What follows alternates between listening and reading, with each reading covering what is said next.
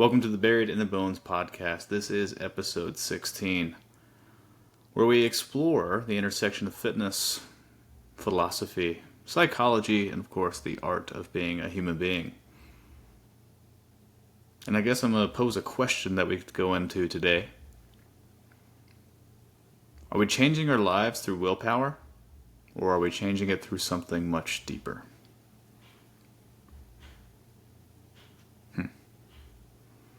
I think today, there's a sexy word out there. It's used a lot. Really, it seems that it's used to support someone saving face or their identity, if you will. A lot of people who care about how others see them, so they talk about their discipline. They talk about pushing through their pain, or they talk about waking up at certain times, and sometimes you have to, I guess, but you know, how extremely disciplined they are in the regiment. You see it with TikTok influencers and fitness influencers. They're up at 4:30, they're smashing their face in a cold ice bucket for 5 minutes, and then they're doing their sauna routine, right? It's kind of interesting.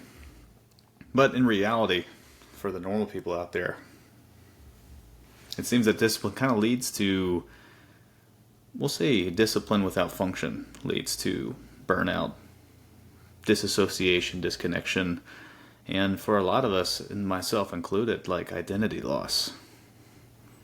And so, kind of hinted at it there, but what do I believe the missing ingredient of that is? We have the discipline. Some of us are super fucking disciplined, but why can we not find fulfillment in that? And I think what we're losing is purpose, and that purpose or meaning is in the devotion of the task at hand. There's no why. Doing things for the sake of doing things, that's going to burn anybody out. Let me tell you a story. Let me give you guys an example about how I was extremely disciplined, and yet I was not very much about myself. I wasn't very happy, and on the extrinsic outsourced or the outlook of how I was perceived was probably pretty well and things like that. But in reality, it wasn't something that I necessarily believed in. So in college, I went to school for physical therapy. And then, of course, I transferred over to strength and conditioning, which is what I've been doing for pretty much my entire adult career, which has been amazing. But during that time, before, I kind of got lost in some physical therapy stuff, and I was going to do firefighting. And my senior year, I was so fucking disciplined. I had a 19 credit hour semester, most of which were chemistry. I had a physics class. I had, I had this one strength conditioning class that was very demanding. In addition to that, I was dating a person at the time, and I was going to do firefighting, right? So this person was moving to Columbia, South Carolina, and I was like, I guess I'll do firefighting in Columbia, South Carolina. In addition to that, I had an uncle, or I still do. And Joel, if you're listening, you're awesome. But yeah, he was in Atlanta. And so during this 19 credit hour semester, my senior year of college at the University of Tennessee, I would do my 19 credit hours and of course my homework, and at the time I was in a relationship, and I had a badass training regimen where I was so in shape, like the best shape I've ever been in my life. Training 2 to 3 hours a day in addition to my schooling, in addition to a relationship, in addition to friends, in addition to driving every weekend to either Columbia, South Carolina to do some firefighting training, or I would drive to Atlanta the other weekend and do some firefighting training. And I did that essentially my last semester for college. And goddamn, what a lonely road that was. I've never been... Man... That is a great point. It's like, what was my why and reasoning? And I had no devotion. I had no like life to the reasons why I was so disciplined at the time. and discipline by nature seems to be extrinsically sourced in some sort, it's really easy to have alignment with discipline if the outside approval view that you have, that image in your mind, if that is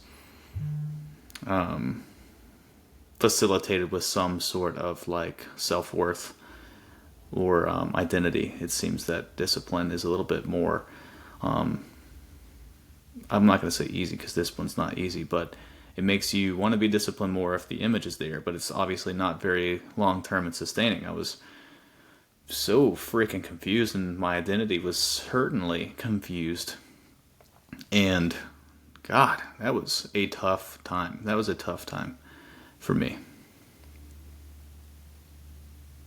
It really was. Yeah. It's hard to explain, guys. That was, God, I was so busy. And the truth is like, that's where I've seen this, and you guys might have seen this, but when so much order becomes chaotic, where everything is so aligned and everything is diligent and everything is like to a T, you lose the humanity, or you lose the human experience, the art of living, right? My friends, my relationships, I couldn't like see outside of my own discipline, right? Conversations with me probably at that time were more difficult because it's like, dude, like we're just trying to fucking hang, and you were worried about not eating this piece of bread. I don't know. Or dude, like, hey, you've been training for 2 hours today. Are you sure you don't want to like just grab one beer? And when so much order is in place, it becomes chaotic because it's against human nature. And I think it's a little bit against the spirit of being a human being as well. So let me tell you a time where I was extremely disciplined, but I felt way more calling and devotion. It's very interesting. Instead of being forced to do, or maybe some self-imprisonment to do a task, I was called to do so. And so during COVID, a couple years prior, during COVID, my junior year, obviously we stopped going to school, which is crazy. They charged us full tuition. I'm still mad about that. But man, what do you do? Well, the first instinct of everyone is to just do nothing, right? So there was a time where I felt the nothingness of the activity of doing nothing, and I just like rooted into what is me. I started doing stretches and almost meditating, and like my bed was on the floor at some point, and I went on Craigslist or something, and I decided to buy a bike, and then I just found endurance. And the lesson of endurance during that time started compounding into like who I was becoming, and I think that was a big identity shift for me in my life. Like what else can you do other than move? You still have to do your school, but there is only one option. If only given one option, and the only thing you can do is go home. Well, the only thing I can do during that time is take care of myself. And so I found endurance. I got the bike. I decided to do a 70.3 out of curiosity. But man, the ability to just not escape but explore and find myself through movement and listen to podcasts on these 56 to 60 mile bike rides and these 25 mile bike rides and 9 mile runs, after. It's hard to explain, but it felt so beautiful, at least in my life. The practice of it felt gentle almost. And I just remember looking forward to it all. I felt so confident, not in my outside physical prowess, because I was a little bit leaner at the time and definitely not as strong as I am now, but just like waking up and going on that bike ride and being like, this is where I get to mindfully ruminate over my life and where I'm at and the things that are at play, and All right, how do I develop skills when I cannot develop the other skills that got taken away, like socializing or writing? And that's where I first began to write, was after I got started biking and stuff. I first started writing and started writing these little short form essays and articles and things that it was just such an explorative time of my life, and I felt called to do it. It was amazing. It was so easy. And it was so easy. There was a pull where I didn't necessarily need just hardo extreme discipline, because it felt like the pull was a bit spiritual, meaningful, and devotional.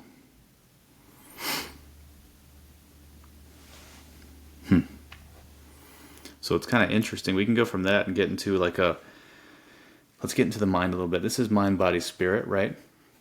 A little philosophical and psychological dive, if you will. Nietzsche said this thing, and this is how we're going to tie this into devotion versus discipline and vice versa. But he said this thing, he has this kind of famous quote. It's, become who you are. And I wrote about this a little bit, so I'd like to share. But he said, become who you are. And essentially what he did was he argued that transformation is not about overriding your impulses, but unearthing your true self. That's what I wrote down. This was mentioned in the podcast weeks ago, but Jung took that and essentially called it the shadow, right? Instead of running away and trying to escape the shadow, embracing it and figuring out who he, she, you is. I can say that again. Become Who You Are by Friedrich Nietzsche. He argued that transformation is not about overriding your impulses, but unearthing your true self. And confront your shadow. Carl Jung. The tricky part of that is it's really about self-mastery and not self-indulgence. A lot of people will say that and they'll justify inaction. And this is how I think we can fix that. I wrote, you become who you are by wrestling with your limits and not avoiding them. And that's the kicker. And kind of the whole point that I've been making in this entire podcast week by week is there's a pressure. Rich will call it gentle pressure, but or gentle discipline, if you will. But life requires stress. But that stress can have reason and meaning behind it. For example, the difference in, let's say a wrestler. Let's say the difference in a wrestler who wrestles for the sake of being champion. And well, we're just going to take the normal person here, like outside of or physiological outliers, right? Genetic freaking freaks. Everyone wants to be champion, right? But let's say like the difference in long-term sustainability. You have the person who just wants to be champion, wants to be seen as champion. How about that? Then you have the person who both show up to training every day, but one shows up to be seen as champion every day, to have this aesthetic and this look and this prowess that people see. The other person shows up because they want to know how it is to deal with their suffering. The other person shows up because they want to discover what it's like to navigate their pain. The other person wants to know how it is they can find their mind, body, and soul through a little bit of physical hardship with purpose in mind. And so, you become who you are by wrestling with your limits and not by avoiding them. Not simply just becoming who you are and just allowing the justification to be like, well, I'm a guy who likes to sit on the couch. It's like, no shit, everybody is. Everybody naturally would prefer to sit on that couch. Becoming who you are is devotion. And devotion is essentially disciplined love, and her name is endurance. I said this long ago, but endurance is love, baby. Devotion is disciplined love, and her name is endurance. And it's not passive. It's kind of like, if you think about it this way, I feel like sometimes people when they go through discipline, there's like a fear, there's like almost like a fear component of, instead of being devotional about their work, it's like a fear behind their work and the reason why they show up.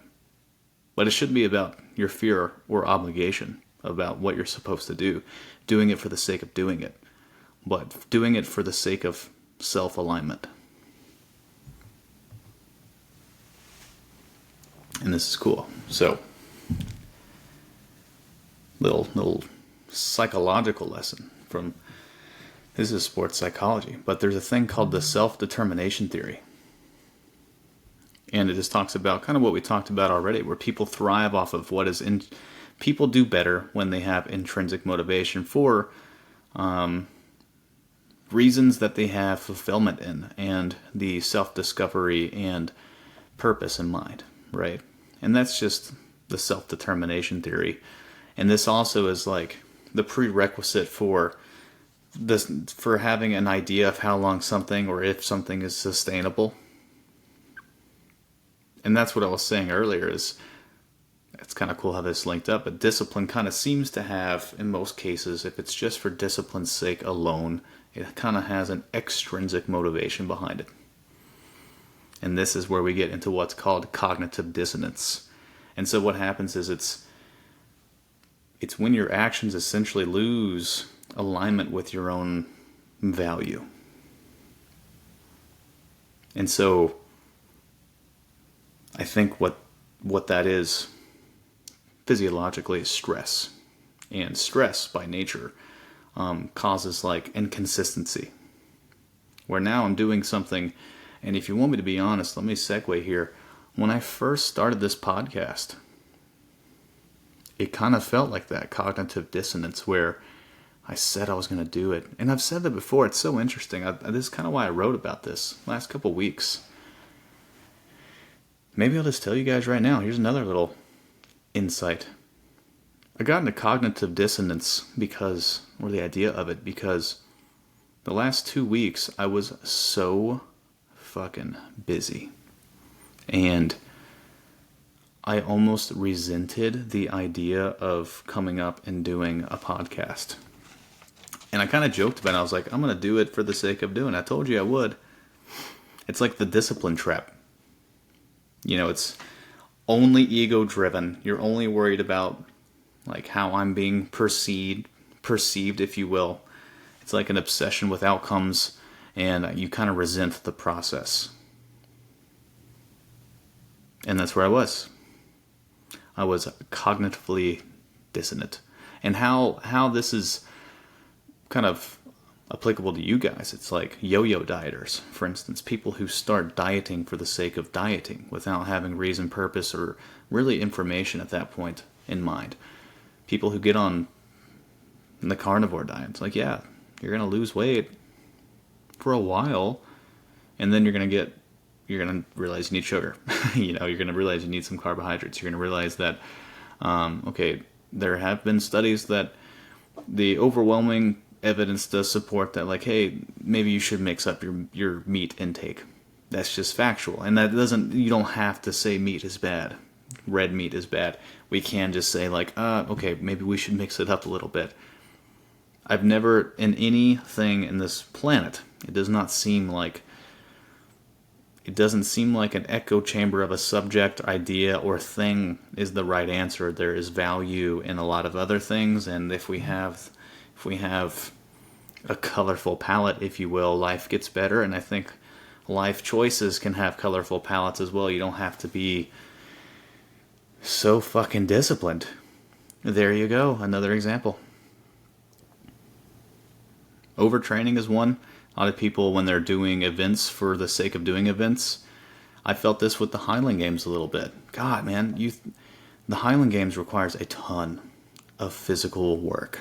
And you have to be very strong for your size, and you have to be very powerful, and you have to throw weights around that are freaking heavy for their required weights. I think we were throwing like a 53-pound weight or something like that. A caber, if you don't know or a K-bar, or whatever they call it, it's a telephone pole essentially, but it's chiseled down at the bottom, so all the weight's at the top, you have to throw it. It's like 98 pounds or something. I can't remember the exact number, but I didn't want to do it at all. And it was cool to wear a kilt, but a little bit of burnout, man. I was working. At the time, I was financially unstable. Cal and I were trying to figure out life. And it was just an addition of stress to the puzzle for the sake of doing it because I said it would. And I just don't think... I used to be very ego-driven in the for the purpose of telling people that I said I was going to do something, so I'm going to do it. I realize now, and we all should, that sometimes, fuck that. Sometimes now I make decisions for not just me, but for Cal. And I can have some devotion in that because I have a reason behind my thought process and my reasons of having disciplined action. So here's a little question for you guys. I want you to think about it for a second. Honestly, maybe you write it down and answer it. Are your current goals a reflection of who you truly are or who you think you should be?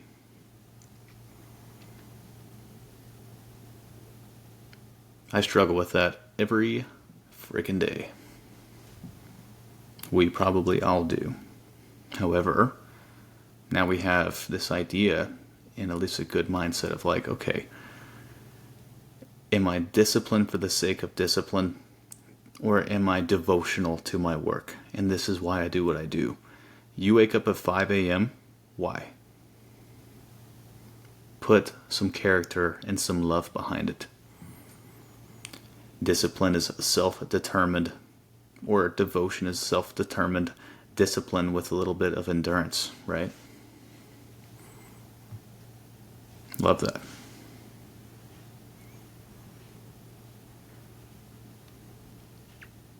Devotion is kind of like a reverence where you show up, not because you have to, but because you get to. And here's a cool little, like, if we talk about mind, body, spirit, here are a few things I wrote down for you guys with devotion in mind. For the mind, it's kind of being present. And presence is taking precedence over your productivity. So in order to be devotional in your work, you need to be present. If you can't be, then maybe the work being done is not useful. And, I don't know, today's world, we're really about productivity. Not really about the human experience, right? And the health aspect. For the body, we honor it by feeding it through nourishment and physical hardship with purpose in mind. That is why I freaking strength train, and that's why I do fitness. Physical hardship with purpose in mind, and I nourish it, and that nourishes my mind and my body, and most often my soul. And for the spirit, well, the spirit is your daily devotion. It's the why. It's the other two things being done. It's your presence. It's your nourishment. And if we do that, we have some sort of alignment, and it seems to be a natural embodiment of who you are supposed to be.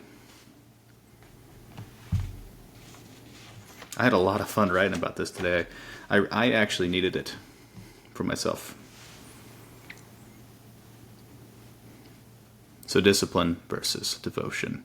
It seems that discipline creates the structure, and devotion is its meaning.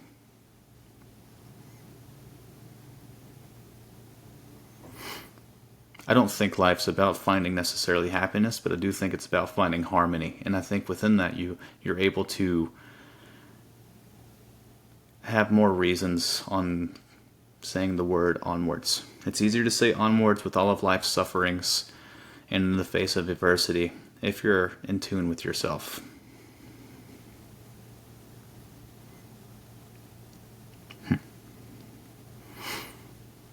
How can we be more devotional in our discipline and make commitments but make them more meaningful? It seems, at least if I'm training somebody, I say the word intention a lot, but if you're journaling, praying, training, your nutrition, etc., if you do it with intention, that's how you kind of have some devotion behind it. Those are some easy ways to let it reinform you. Your intention is reinforming why you are so disciplined. And so even if you are on track and you're not just doing things for the sake of doing things, you believe you're on the right journey, but you've lost yourself and created some dissonance, just being a bit more mindful and intentful and present in your work might help you find these reasons and these kind of subcategories of your action, right? And then you get to get back on track. Maybe you, instead of looking through the opaque glass, right, of this image that you can be and the thing that you're trying to accomplish, well, accomplishments don't need to happen. I just need to see myself more clearly. I need to see the goal more clearly. It's really hard when the glass is opaque, right? Become who you are. Create some practices, man. It's kind of like, let me challenge you guys. Movement. 10 minutes a day. There's a thing we call an FRC, functional range conditioning. I am a functional range conditioning mobility specialist, fancy word, within the functional range systems or the internal strength model. I am certified through that. It's pretty awesome. But there's a thing called waking up the dog, or full body controlled articular rotations. And so every morning you wake up, you move every major joint with neurological control and lots of intent through what is called, what's a good word to explain this? Irradiation, I guess, which is basically just a isometric contraction. But yeah, you move every major joint through its full functional range and you get your brain to wake up. Your body heats up. It's moving the dog. You look at every dog in the morning, first thing to do is do a big stretch, right? They move, they wiggle their hips around, they get ready for the day. So 10 minutes a day, I want you guys to move your body. Maybe listen to something, and I just want you to here's what I'll do. Buried in the Bones website is up. If you guys look up buriedinthebones.com, there is a free nutrition PDF on there for those who are in sport looking for some ways to get better with their nutrition tracking. If you're pretty self-sufficient in the fitness world, it's a great PDF for you guys to follow. I'm also going to maybe post a daily devotional movement that you can do for 10 minutes a day, every single day, and just start finding yourself. Create some harmony. I want you guys to write once a day, 10 minutes. Question: what am I deeply devoted to in my life right now?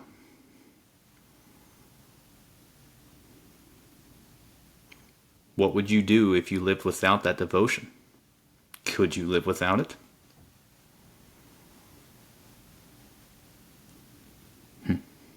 And at night, find your breath. 3 things: mind, body, spirit. Spirit seems to be interconnected with our breath. And so it's called box breathing. But at night, you're going to put your feet up. Maybe you lay on the floor, put your feet up on the bed, get your knees and your hips to a 90-degree angle.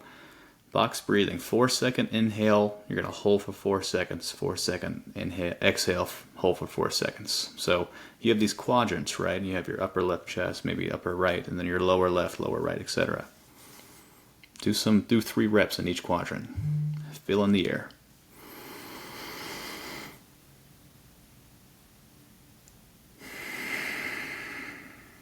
Right? 4-second inhale, 4-second hold, 4-second exhale, 4-second hold. Find yourself.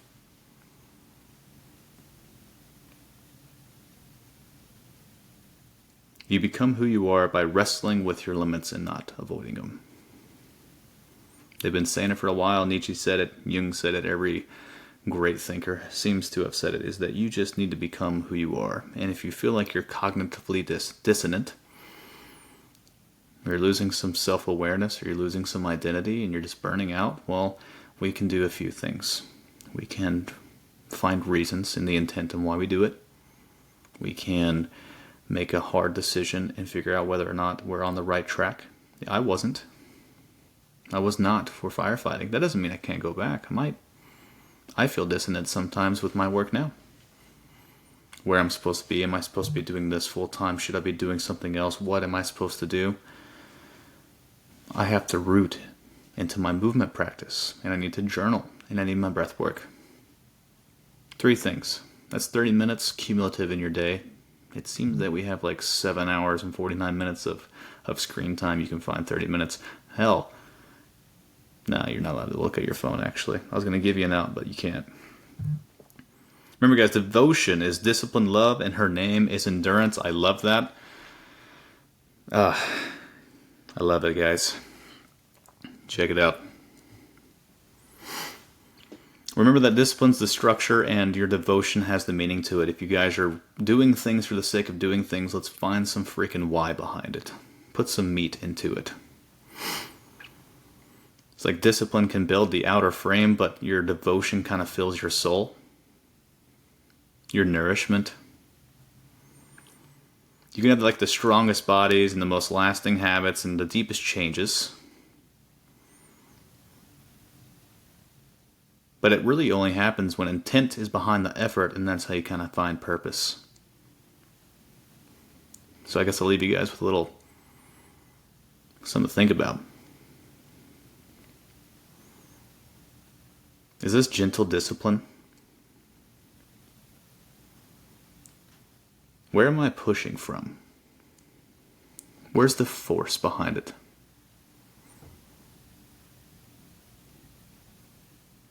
Do I know endurance? Do I have devotion? Is my work devotional? Or I'm just way too fucking disciplined?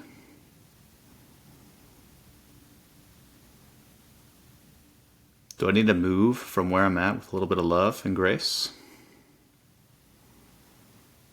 Am I able to say, I can stop this in order to create the new journey of some devotion and discipline? Where are you pushing from? Where's the force coming from? Is it discipline for the sake of discipline? Or do you have some devotion behind it? And if not, where can we get some? And where can we find some love? That's what I got. Devotion versus discipline. And you have to merge the two to find what is transformation.